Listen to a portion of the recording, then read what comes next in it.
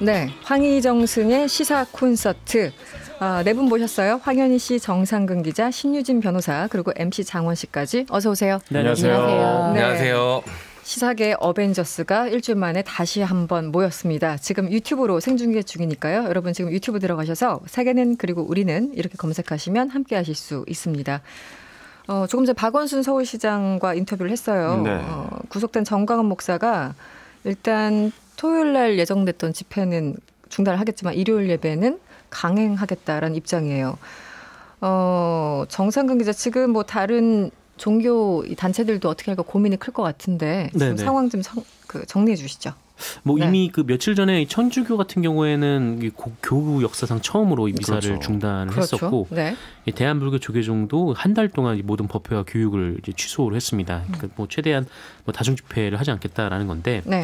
그런데 이 개신교계에서 예배를 좀 이어가는 곳이 있어서 우려가 나오고 있는데, 개신교계도 현재 속속 이 주일 예배를 중단하겠다 이런 선언이 지금 나오고 있고요. 이게 원래 어제 이 뉴시스가 보도를 하면서 논란이 좀 많이 됐었거든요. 그러니까 뉴시스가 직접 신도 10,000명 이상의 대형 교회들을 조사를 한 결과 이 15곳 중에 10곳이 그냥 예배를 하겠다 이렇게 답을 했다라고 보도를 한 거예요. 그래서 이게 논란이 좀 커지니까 뭐 예배를 하겠다라고 했던 순복음교회라든지 아니면은 이 서초구 사랑의 교회라든지 등등 이 대형 교회들이 이제 예배를 하지 않기로 다시 입장을 바꿨고요. 그리고 근데 거의 그랬는데, 근데 영락교회 같은 경우에는 이 신도가 5만 명인데 예배를 하겠다라는 입장을 계속 유지를 하고 있다라고 합니다. 그래서 이 영락교회는 예배 중단은 이 교회의 첫 번째 본질을 회피하는 것이다. 이 하나님 앞에 감당하기 어려운 일이 된다. 이렇게 얘기를 하면서 얘기를 했고, 또 충현교회 같은 경우도 철저한 방역을 하겠다라고 했지만 예배는 계속 하겠다라는 입장을 밝혔습니다.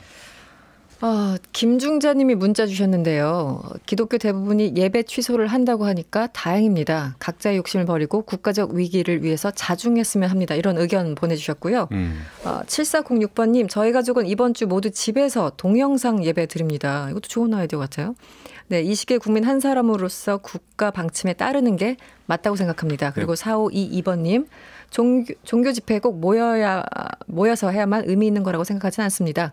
하늘에서도 모이지 말라고 좀 얘기해 주셨으면 좋겠네요. 이런 의견까지. 그러니까 예배가 반드시 목적이라면 사실 기독교 채널에서 그 예배를 같이 드리는 이제 방송도 있어요. 그런 경우도 있죠. 동영상도 물론 인터넷으로 예배를 드리는 경우도 있고, 그런 식으로 한번 좀 생각을 해보시는 건 어떨까라는 생각이 드네요. 다른 분은 어떠세요? 네, 그래서 저도 그런 생각을 해봤는데, 친구들이 독실한 신자들이 보통 이제 해외여행을 가더라도 그 예배 시간이 되면 한국 시간으로 예배 시간이 되면은 동영상을 켜고 예배를 드린다는 거예요. 해외 나가서도. 그래요? 그런데 그런 것도 하는데 하물며 이거를 왜 중지를 하는 게 그렇게 큰 일일까라고 생각해봤는데, 한편으로는 또 교회에 직접 나가야 헌금을 하잖아요.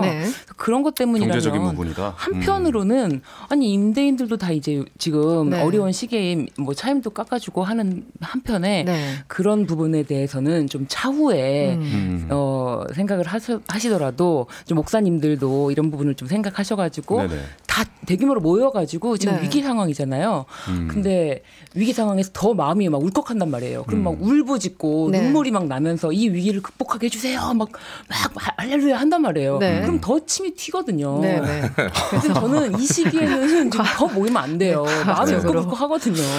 이게 참 그렇게 또 논리가. 참고로 이 명성교회에서 그 헌금을 온라인으로 걷겠다라고. 아니 계좌이체도 할 수 있죠. 11조 같은 거 계좌이체 해도 된다고 봅니다. 그런 아이디어가 참신하네요. MC 장원님은 어때요? 저희 아버님이 이제 기독교 신자시고 택시 운전을 하시는데 가끔 업무 때문에 이제 교회 못 가시고 그 택시 안에서 이제 테이프 같은 거 들으시면서 예배를 들으실 때가 있어요. 가끔은 그때 더 은혜 받으신다고 간증을 하시더라고요. 그러니까 이 장소의 제한이 곧 이 종교적인 제한이 될 것 같지는 않고요. 그 많이 얘기 나오는 것 중에 하나가 전쟁통에도 예배는 드리고 미사는 했다라는 이야기들 많이 하시잖아요. 전쟁 상황에서는 이 예배를 드리고 미사를 드린다고 해서 상황의 악화를 일으키진 않죠. 오히려 더 안심하고 더 그런 계기가 될 수도 있겠죠. 서로 위로가 될 수는 있으나 이번엔 좀 다르다. 그러나 이런 지금 상황에서는 모여 있는 것만으로도 이 확산시킬 수 있는 또 네. 우려가 되니까 네. 이 종교적 가치와 현실적 가치가 부딪히는 순간들이 좀 있는데 네. 이럴 때는 좀 현명하게 판단을 하는 게 좋은 것 같습니다. 부디 좀 자발적으로 현명하게 생각을 해보셨으면 좋겠다는 말씀 꼭 좀 드리고 싶습니다. 네. 네. 그래도 보도가 나간 다음에 네. 대형 교회인 순복음교회라든지 네. 뭐 사랑의교회라든지 예배를 중지하겠다고 발표를 했다 하니까 지금 더 이런 보도가 좀 그런 영향으로 좀 미치셨으면 좋겠다라는 생각이 들어요. 네. 지금 순복음교회가 신도가 56만 명으로 좀 알려져 있어가지고. 그래요? 네. 네. 엄청 크네요. 네. 크죠. 네. 우리가 사실 걱정하는 거는 뭐 신천지 자체의 교리나 뭐 이런 것들이 아닌 거잖아요. 거기서 이제 확진자들 때문에 여러 가지 문제가 생기기 때문에 그분들에 대해서 계속 관심을 가질 수밖에 없는데 이 와중에 계속 거짓말을 하고 있다는 얘기가 보도가 나오고 있어요. 정상근 기자 설명을 좀 해주시죠. 네, 지금 몇 건이 계속 언론을 통해서 보도가 되고 있는데 네. 일단 신천지가 뭐 정부에 최대한 협조하겠다라는 입장을 이미 밝힌 바가 있고 그리고 또 교회에 관련된 시설들을 이미 다 공개를 한 바 있고 네. 또 교인들의 명단을 정부 측에 제공을 한 바가 있습니다. 그런데 문제는 이게 좀 안 맞는 것들이 좀 많다라는 건데 당장 어제만 해도 이 과천에서 한 단독주택에서 합숙을 하던 신천지 신도 10명을 경기도에서 잠복 끝에 적발을 한 적이 있었어요. 네, 잠복까지 했었죠. 네, 근데 문제는 여기 장소가 이 신천지가 공지했던 장소가 아니고 그리고 이 안에 계시던 분들 확진자가 2명이 나왔는데 네. 2명의 확진자를 포함해서 이 예비 신도들이라고 해서 그 신천지가 명단을 제출했던 곳에 없었던 분들입니다. 그렇군요. 네. 그러니까 뭐 신천지에서는 모든 것을 다 제공했다라고는 하지만 계속 이제 구멍이 뚫려 있는 좀 그런 상황인데다가 그리고 또 경기도가 이 제출된 그러니까 신천지가 제출한 신도 명단 그리고 이 경기도가 자체적으로 파악한 명단을 비교를 해보니까 2,000명이나 차이가 난다라는 네, 숫자가 거예요. 안 맞더라고요. 네. 네. 그랬더니 이후에 또 갑자기 또 신천지에서 네. 이번엔 또 교육생들 그리고 신도들이라면서 한 10만 명에 되는 명단을 또 추가로 제출했거든요. 그럼 앞서 제출했던 명단은 뭐냐라는 거죠. 네. 그러니까 이게 계속 이제 신천지가 스스로 좀 신뢰를 좀 잃고 있는 좀 그런 모습이 그러네요. 있습니다. 네. 네. 그리고 또 이제 신도 수도 그렇지만 교육생이 또 얼마나 될 것인가 여기에 대해서 논란도 굉장히 컸었고 지금 제출한 교육생 수도 그게 전부가 아닐 것이다 이런 얘기도 있잖아요. 네네. 교육생 가운데는 내가 간 곳이 신천지 교육장인지도 또 몰랐다 이렇게 증언하는 사람도 있더라고요. 네, 네. 그러니까 이게 신천지 교육생을 전부 다 공개할 수도 없었던 이유 중에 하나가 네. 이 교육생들은 자신들이 신천지에 대한 종교 교육을 받는지를 몰랐던 거예요. 아직 모르는 상태. 모르는 상태인데 갑자기 전화 와서 신천지 교육생이니 뭐 이런 점에서 뭐 집회에 관련해서 예, 네. 되면 이렇게 깜짝 놀랄 거 아니에요. 그러니까 신천지에서는 그 부분에 대해서 이제 한편으로는 숨기고 있었던 부분이 있었는데 그래서 다 드러난 거죠. 네, 명단 제출을 하지 않고 뭐 그런 부분이 있었는데 이 신천지 교육생들이 참 왜 이렇게 어떻게 이렇게 모르고 자기가 종교 교육을 받을 수가 있을까 봤더니 처음에 뭐 괜찮은 강의가 있다라고 해서 이렇게 따라가게 한 다음에 그 다음에 심리 상담을 해준대요. 심리 상담. 네, 심리 상담. 우리나라 사람들 그럼 다 좋아하잖아요. 토정 비결도 좋아하고, 네, 뭐 정신 뭐 토정 비결이랑 심리 상담이랑 무슨 상관이 있어요? 운세라든지 뭐 심리 상태라든지 뭐 점 보는 거라든지 이런 거 다 이제 저는 일맥상통한다고 봐서 그 모든 것이 예, 약간 심리 어떤 상담을 해준다는 그렇죠. 식으로 한 다음에 감정을 이용하는 거죠. 네, 실제로 감정 일기를 쓰게 한대요. 그래서 지금 혹시 감정 일기를 쓴다거나 아니면은 뭐 감사 일기도 비슷한데 이런 시스템 하에서 관리를 하고 뭐 지도자가 있고 뭐 가르치는 사람 그리고 이 명칭이 신천지랑 전혀 알 수 없는 시그널이라는 세미나라고 해요. 네. 그 세미나 이름이 시그널이고 일상에 아무도 모르는 일상의 변화를 주는 시그널. 그러니까 본인들도 모르는 상황에서 네, 그래서 이렇게 명칭을 신천지랑 전혀 상관없는 명칭을 쓰고 있기 때문에 전혀 알 수가 없었던 거죠. 이게 사회적으로 이제 압력이 분명히 있으니까 위축되는 건 사실인데 이거는 정말 생명에 관련된 얘기잖아요. 그렇죠. 이렇게 좀 숨기는 이유를 어떻게 파악해야 될까요? 이게 뭐 종교적인 믿음이라고 해야 될까요? 뭔가 어떻게 보세요? 그러니까 뭐가 좀 숨기시는 그러니까 사회에 드러나면은 안 되는 뭔가가 있는 것이 아닌가라는 의심을 갖게 만드는 거잖아요. 일단 신천지라는 걸 가족 간에도 모르시는 분들도 있다고 그렇죠. 하니까 가족 간에도 얘기를 못할 정도의 뭔가가 숨기고 있는 것이 있기 때문에 더욱 더 수면 위로 올라오는 것을 본인 스스로들 이제 꺼리시는 그런 행동들인데 저도 얼마 전에 저희 동네에 전 전혀 몰랐어요. 네네. 있는 거를 그저께 알았습니다. 아 그래요? 예, 보도를 통해서? 거기 예배 드리는 곳이 있더라고요. 네, 저희 집 근처에. 그래서 저도 좀 당황스러웠고. 혹시 앱 깔았어요? 예, 앱 깔았습니다. 그렇군요. 앱에서 알려주더라고요. 예, 예. 네. 이 신천지의 특성을 좀 잘 들여다볼 필요가 있을 것 같습니다. 신천지에서는요. 거짓말도 자신의 이 조직을 보호하고 이 포교하는 데 필요하다면 해도 된다. 그것이 예수님과 하나님의 뜻이다라는 교리가 있어요. 이게 이제 성경을 의도적으로 곡해해서 한 건데 네. 예수님께서 제자들한테 이제 선교 활동을 보내면서 뱀처럼 지혜롭게 행동하고 다른 동물처럼 기억이 잘 안 나는데 이러면서 용감하게 행동해라 이런 식으로 얘기를 했었는데 그렇게. 거기에서의 뱀을 곡해를 한 거죠. 아 그렇군요. 거짓말을 해도 된다라고 이렇게 교리를 잘 의도적으로 좀 곡해를 해서 거짓말을 해도 된다. 그것이 이 교회를 위한 것이라면 예수님의 뜻이다. 이런 교리가 있습니다. 근데 제가 말씀드리고 싶은 것은 종교육안에서 종교 자유가 있는 나라잖아요. 네. 그럼 믿음에 대해서 어떻게 설교를 하든 그런 건 상관은 없어요. 그냥 그거는 종교 쪽에서 해야 될 그걸 믿느냐 안 믿느냐 사람에 맡겨야 되는 부분인데 사실 지금 상황은 그 상황이 아니잖아요. 그렇죠. 전염병으로 옮길 수 있는 상황이기 때문에 이분들이 지탄받는 이제 상황입니다. 그러니까 그 내용에 대해서 우리가 뭐라고 하기보다는 이 상황들 남한테 피해주고 전염병을 옮길 수 있는 이 상황을 계속 왜 만들어가는 것이냐에 대해서 이야기를 좀 해야 될 것 같아요. 네. 그런데요, 지금 이 와중에 미래통합당이요, 이만희 총회장을 형사고소하겠다 이런 입장을 밝혔는데 이건 어떤 상황이에요? 왜 갑자기 이렇게 된 거죠? 네, 그 고발 이유는 이제 명예훼손인 거고. 명예훼손. 네, 이게 뭐냐면은 2017년에 그 신천지 한 간부 출신의 사람이 이만희 총회장이 자신이 새누리당의 이름을 지었다라는 말을 했다. 네, 이렇게 이제 얘기를 한 적이 있습니다. 요즘 인터넷상에서 여러 가지 얘기들이 나오고 있어요. 이 창당 과정에서 이제 새 누리가 이제 신천지의 순우리말 아니냐, 좀 이런 얘기가 한번 좀 돌기도 했었기 때문에 좀 이렇게 이만희 총회장이 이렇게 얘기한 것이 좀 오히려 이제 오해를 더 가중시킬 수 있다. 그리고 명예를 훼손한 것일 수 있다라는 게 이제 미래통합당의 주장입니다. 알겠습니다. 황희정승 시사 콘서트 함께하고 계시고요. 광고 듣고 돌아오겠습니다. 네, 황희정승의 시사 콘서트, 황현희 씨, 정상근 기자, 그리고 신유진 변호사와 MC 장원까지 함께하고 있어요. 8906번님, MC 장원님 신학대학 나왔나요? 오, 다시 보입니다. 이런 문자가 왔네요. 아까 제가 성경 구절을 정확하게 기억을 못했습니다. 네. 뱀처럼 지혜롭고 비둘기처럼 순결하라였다고 기억난 건 아니고요. 우리 청취자분께서 보내주셨습니다. 그렇습니다. 여기 변호사님도 법정 다 못 외워요. 걱정하지 마십시오. 어쨌든 용감하라의 용자도 안 나오는 걸로. 제가 용감하라라 그랬죠. 그 와중에 이게 또 공격이 들어가고 잡아냅니다. 우리는. 비둘기가 의외로 용감한 동물입니다. 그렇습니까? 네, 뱀처럼 지혜롭고 비둘기처럼 순결하라 이런 구절이 있었군요. 네, 9193번님 코로나 걱정 없는 콘서트, 시사 콘서트 이거 들으려고 소개팅도 취소했어요. 어머나. 너무 거짓말 같아요. 김삼님. 코로나19 때문에 취소했는데 저희한테 이게 프레이밍 하시는 거 아닌가 모르겠네요. 아니 취소 당했을 수도 있어요. 어디까지라고는 얘기는 아닐 겁니다. 갑자기 항변이 올 것 같은 9193번님으로부터 후속 얘기 아니면 나중에 소개팅 한 얘기를 꼭 올려주세요. 후속 문자 부탁드리고요. 아니면 사진도 하나 보내주시고요. 소개팅 취소 문자 이런 거예요.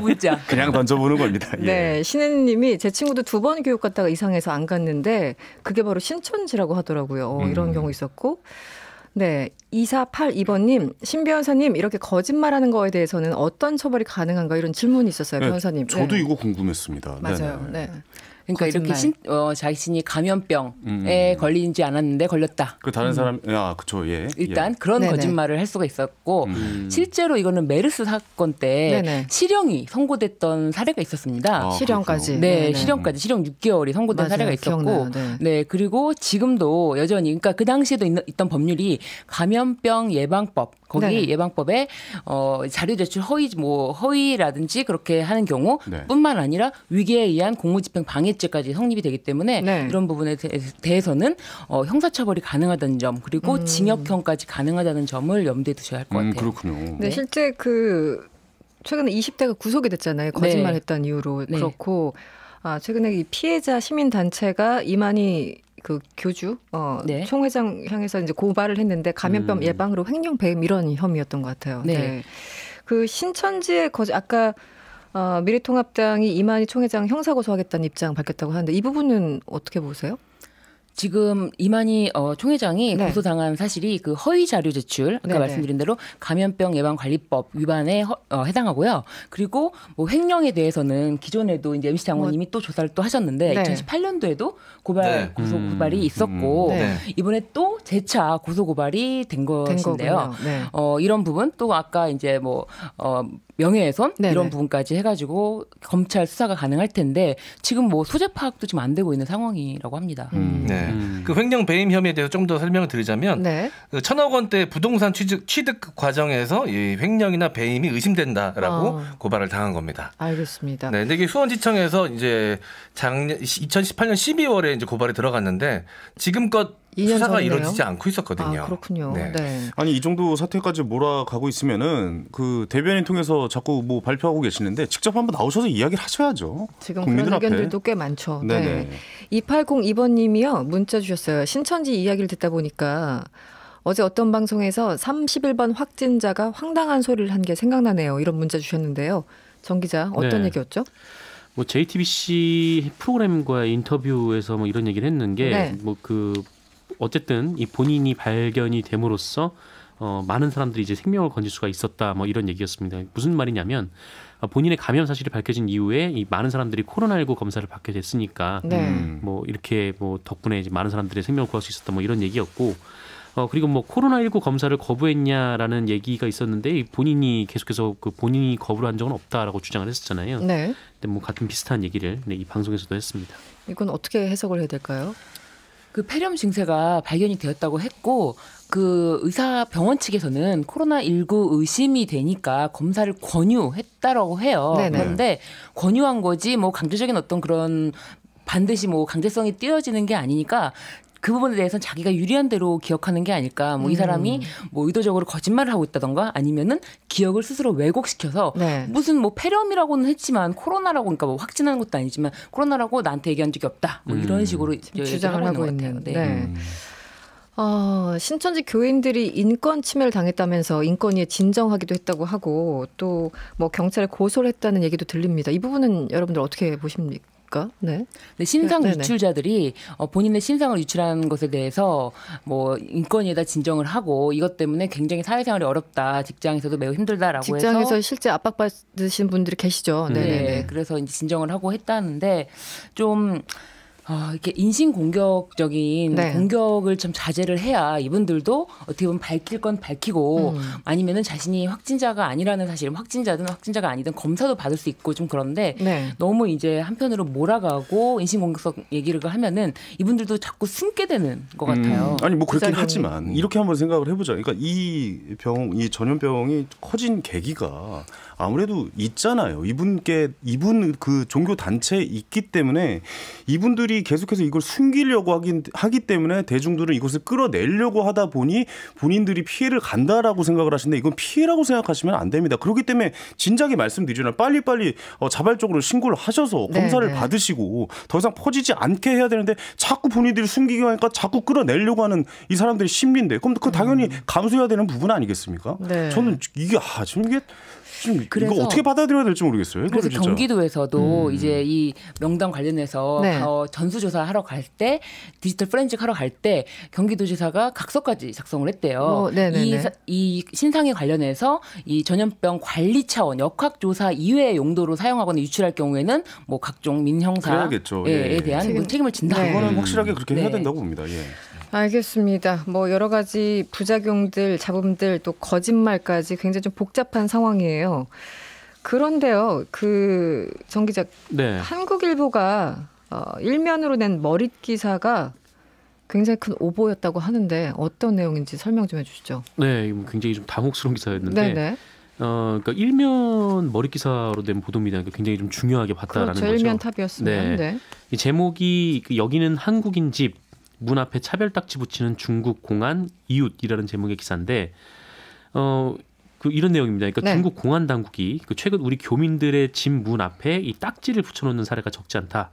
원래 그 지역에 살던 한국인 집에서도 중국인 이웃과 이 공안에서 딱지를 붙이는데 이것은 이제 명백한 차별행위다라면서 사진도 하나 첨부를 합니다. 중국어로 써 있는.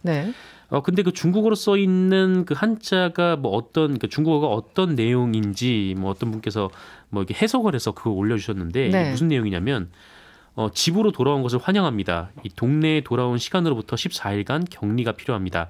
기간이 되면 체온이 정상이고 기타 증상이 없을 경우 격리를 끝냅니다. 협조해 주세요. 감사합니다. 이런 내용이었어요. 그러니까 이게 어떤 좀 차별이라든지 혐오라고 보기엔 좀 어려운 거고. 한국인을 지칭한 것도 아니고 그냥 드라이하게 14일간 격리 이런 건가요? 맞습니다. 그리고 이 대상도 뭐 한국인뿐만 아니라 이 모든 외지인 그리고 어디 다녀온 그러니까 여행을 다녀온 중국인의 집 앞에도 붙어 있는 내용이라고 합니다. 모든 사람에게 다 명백한 오보 그러네요. 받아들여지겠네요. 네. 참고로 방금 전 5시경에 한국일보가 이 기사를 수정했다고 하는데 관련해서 MC 장호님이 하시고 싶은 얘기가 좀 있을 것 같아요. 수정했습니까? 네, 수정해서 다시 올렸다고. 수정 잘 안 하잖아요, 기자분들. 보통 잘 안 하죠. 잘 안 하죠. 내렸다가 다시 올리면서 사진이 바뀌었습니다. 사진이? 사진이 바뀌었고요. 그 기사 말미에 이 일에 대해서 어떻게 된 건지 해명하는 내용의 기사를 다시 또 올렸거든요. 제가 그래서 개인적으로 이제 그 내부 관계자분께 한국일보 내부 관계자분께 어떻게 된 일인지 확인을 좀 해봤는데요. 취재를 하셨군요. 특파원이 보통 이제 기사를 보내면 국제부장이 데스킹을 해서 기사로 올립니다.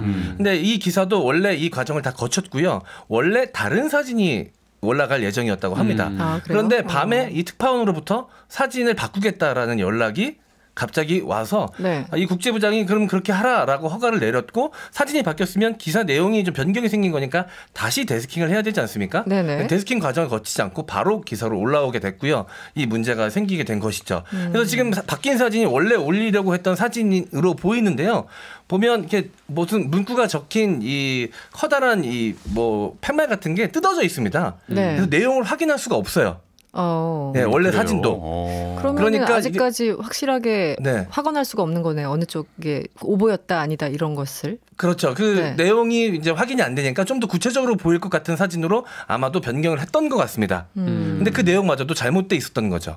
그래서. 그래서 기사 내용에도 문제가 있지만 이 과정에서도 굉장히 큰 문제가 있었던 것으로 보인다. 이런 생각이 듭니다. 그런데 이 사실을 밝혀낸 사람이 중국에서 활동하는 개인 사업가라고요?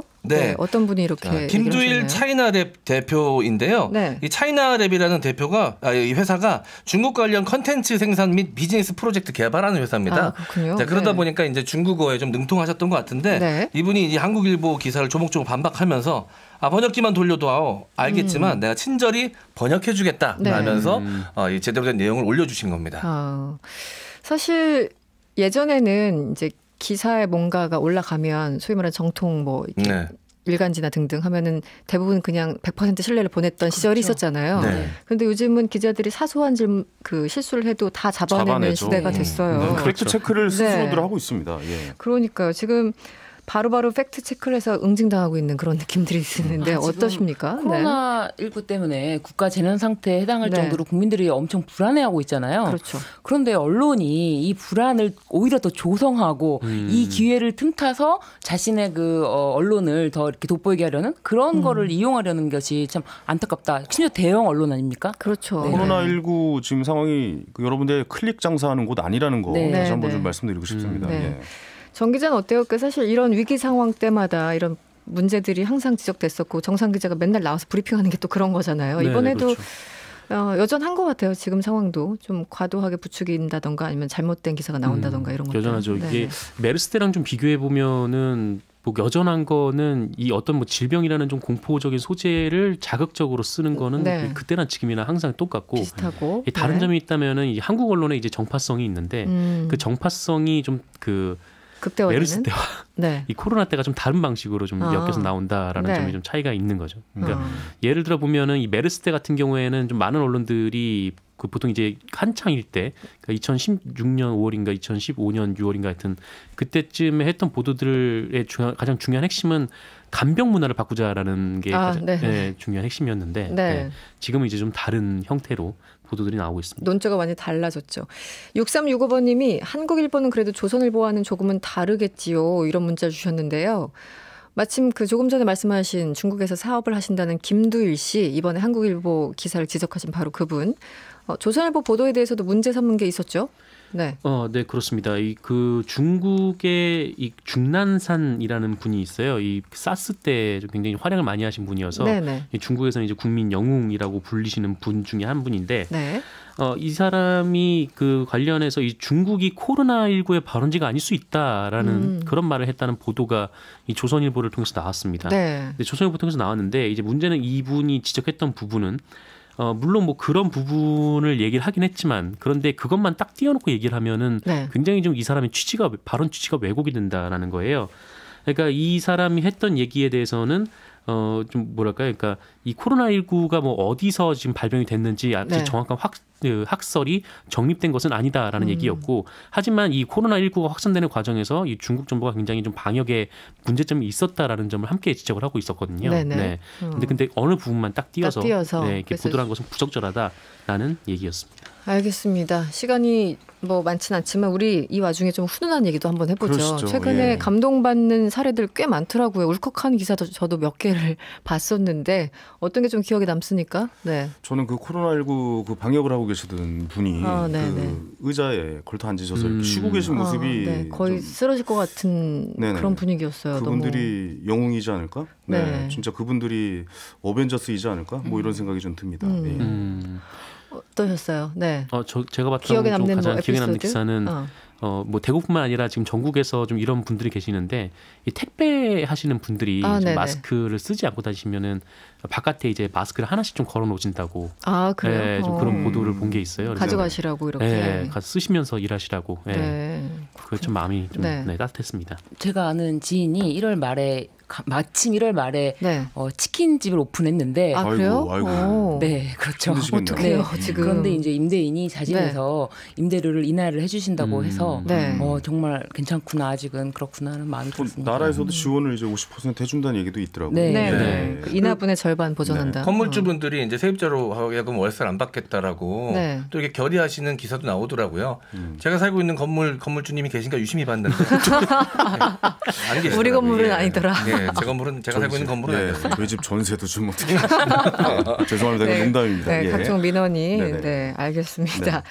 시간이 다 됐네요. 오늘 황희정승의 시사 콘서트는 여기서 막을 내려야 되겠습니다. 조용원님이 문자 주셨는데요. 대구로 가는 의병 의사쌤들과 간호사쌤들이 대단했습니다. 정말 존경스럽죠, 이분들. 그리고 0987번님, 요즘 재난 영화 같은 일이 현실에서 일어나고 있는 것 같아요. 하루빨리 해피엔딩으로 끝나길 바라봅니다. 이런 문자 함께 주셨습니다. 네, 고생하셨고요. 신유진 변호사, 황현희 씨, 정상근 기자, 그리고 MC 장원까지 오늘 고맙습니다. 고맙습니다. 감사합니다. 여러분의 퇴근길을 꽉 채워드립니다. 평일 저녁 6시 5분 이승원의 세계는 그리고 우리는